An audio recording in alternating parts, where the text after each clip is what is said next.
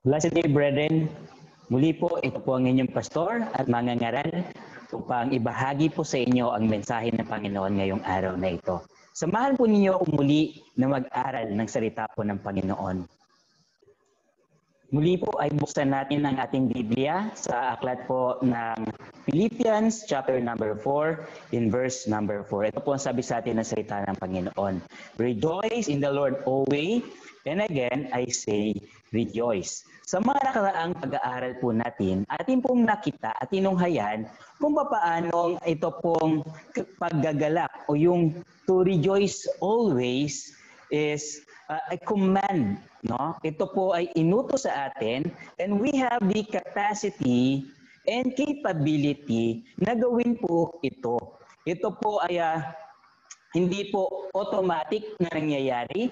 Ito po ay atin pong pinipili na mangyari sa atin pong buhay.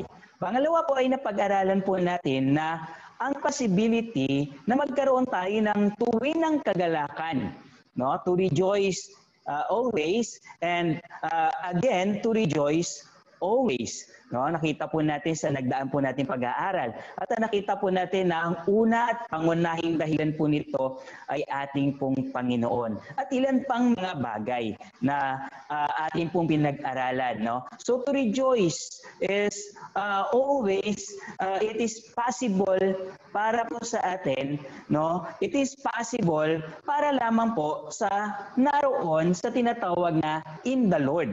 No? Doon po sa mga tao ng Panginoon. Ngayon, ang tanong po natin at pag-aaralan po natin ngayong araw, no? How does it look like? Ano po ba ang itsura o ano po ang kapara ng isang tao na mayroong kagalakan, na palaging kagalakan, na pinipili niya ang kagalakan?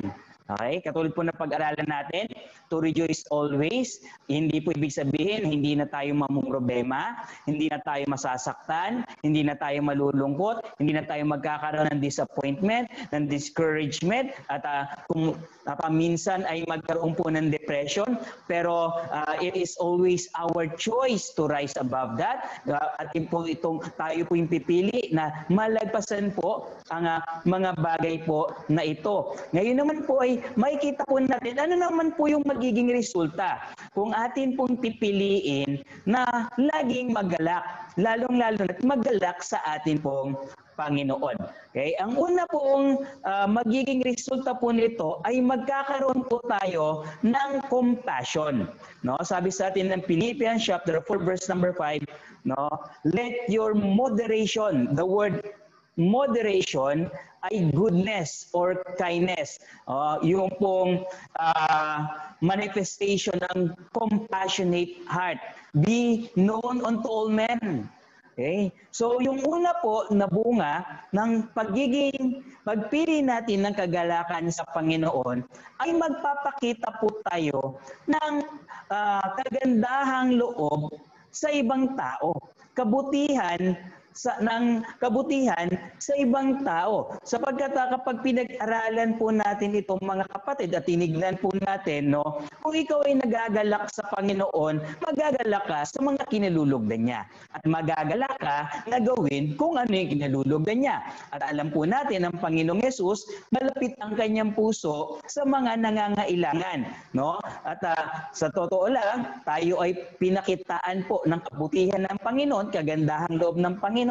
Kung tayo ay pipili na magalak sa Panginoon, magkakaroon tayo ng compassionate na karakter. Pangalawa po, na bunga po nito ay magkakaroon po tayo ng tinatawag po na confidence. No, sabi sa atin ng Philippians 4:6, be careful. No, hindi po carefree, no? Hindi po sinabing carefree. Be careful for nothing, o huwag tayong mabahala sa kung ano paman.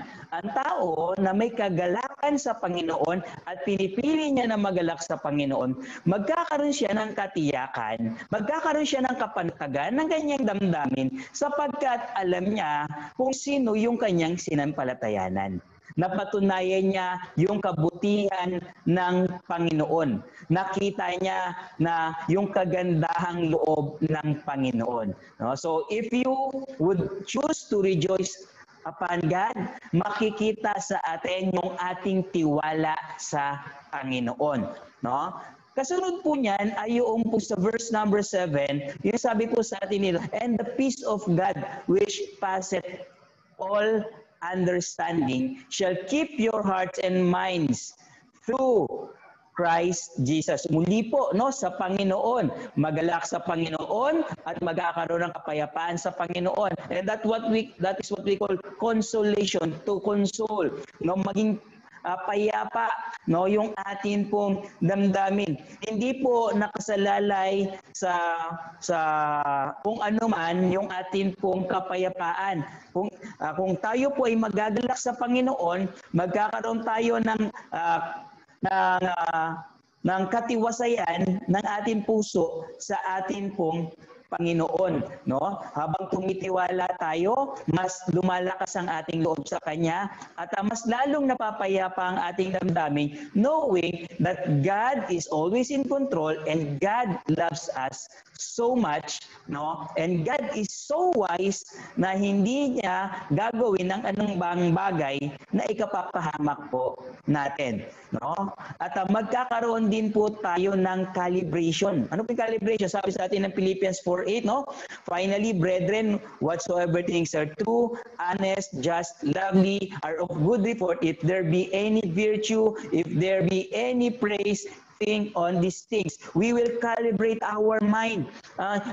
Hindi po tayo doon mag-focus sa kung ano man po yung atin pong bagabag na kinalalagyan. Hindi po tayo magpo-focus doon sa mga bagay na magdudulot sa atin ng lungkot, magdudulot sa atin ng problema, ng kapighatian. Katulad nga po ng sinabi ko, hindi po mali na maramdaman po yan. Pag di mo naramdaman yan, hindi ka na tao. No? So, bilang tao na nasa katawan na ito, na mayroong damdamin, may emosyon, mararamdaman mo yan. But to focus on those things, that is another thing. So calibrate our mind. If you will rejoice in the Lord, yung isip natin ay maitatama, no? Ito po ay mailalagay sa tamang lugar, makikita natin at mapofocus natin sa sarili natin sa totoo, sa mabuti, sa makatwiran, sa dalisay, sa maganda, no? Sa mga bagay na tama, no? At pangmuli po mga kapatid, no? Ito maganda, sabi sa atin verse number 9. Now, those things which ye have both learned and received and heard and seen in me, do. No? If you would rejoice in the Lord, you will learn to comply, to obey, to submit sa ating pong Diyos. To rejoice in the Lord will result in our compliance, no? Pagsunod po sa kalooban po ng Panginoon. At kapag pinag-usapan po natin yung compliance po, mga kapatid, pag pinag-usapan po natin yung obedience, hindi po yan yung pong padabog, without murmuring, no? Without complaining.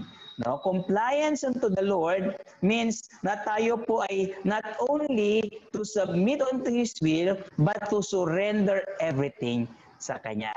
Ang tunay na nagagalak sa Panginoon, ganito po ang nangyayari sa kanila. Nawa, piliin natin na magalak na parati sa Panginoon. Totoo, may problema, no? Totoo, may kapigatan, may kapighatian sa buhay na ito. Pero nasa sa atin po ang kapangyarihan, nasa sa atin po yung pong pagpili kung tayo po ay magagalak sa Panginoon o hindi. God bless you all, brethren.